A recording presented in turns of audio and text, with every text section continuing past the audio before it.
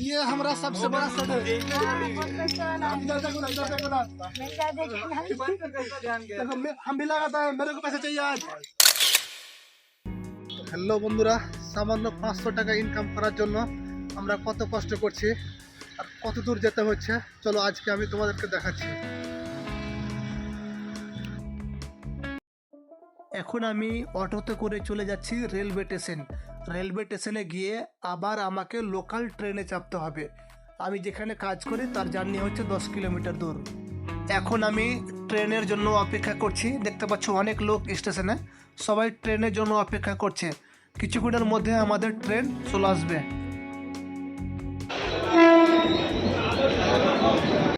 প্রায় আধা ঘন্টা অপেক্ষা করার পরে ট্রেনটা এসে পৌঁছলো সঠিক টাইমে। আমার ভীষণ ভয় করছে এতগুলো লোক দেখে, আমি ট্রেনে চাপতে পারবো কি না। তারপরও আমি এত ভিড়ে ট্রেনে চেপে গেলাম। তোমরা জানলে হয়তো অবাক হবে যে বোম্বাইতে লোকাল ট্রেনে প্রচণ্ড ভিড় হয়। এতটা ভিড় হয় যে মানুষের বুকের হাড্ডি পর্যন্ত ভেঙে যেতে পারে এত ভিড়ে। তো ফাইনালি আমি ট্রেন থেকে নেমে গেলাম। এখন আমাকে চলে যেতে হবে বাইরে। এটা হচ্ছে বাইরে যাওয়ার রাস্তা, আর বাইরে গিয়ে আবার আমাকে অটোতে যেতে হবে। চলো আমরা অটো নিয়ে।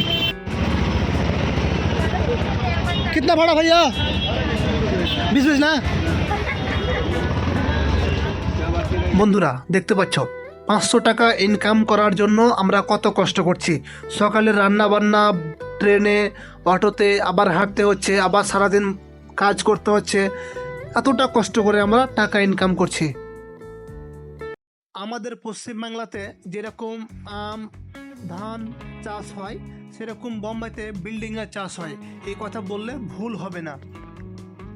তো এখন আমরা এটা বিল্ডিংয়ে কাজ করব, দেখতে পাচ্ছ। তো এখন আমরা বিল্ডিংয়ে উঠছি, দেখতে পাচ্ছ। আমাদের কি জানো, আমরা গরিব হতে পারি কিন্তু বড় বড় বিল্ডিংয়ে কাজ করি আর সেই মজা লাগে।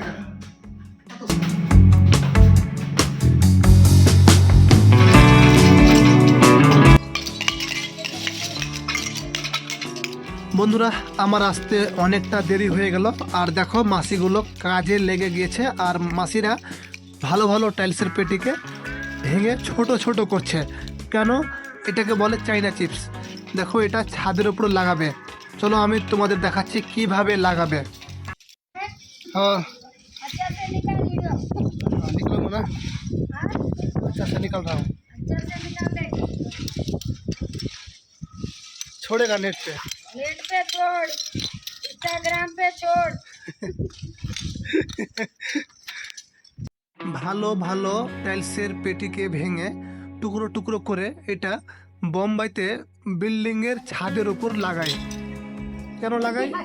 এটা টাইলস লাগালে পারে ছাদের সৌন্দর্য বাড়ে, এখানে পার্টি করলে পারে দেখতে ভালো লাগে, তাই এরকম করে।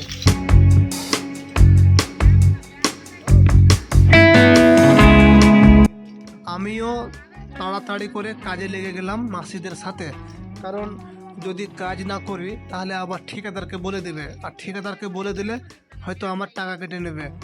তাই বসে না থেকে কাজ করতে লেগে গেলাম। তো বন্ধুরা তোমরা ভালো থেকো, আরও দেখা হবে নতুন কোনো ভিডিও নিয়ে। আজকের ভিডিওটা এই পর্যন্ত। ভালো লাগলে অবশ্যই শেয়ার, লাইক, কমেন্ট করে জানাও তোমরা এসব কাজ কোনো দিন দেখেছো কি না।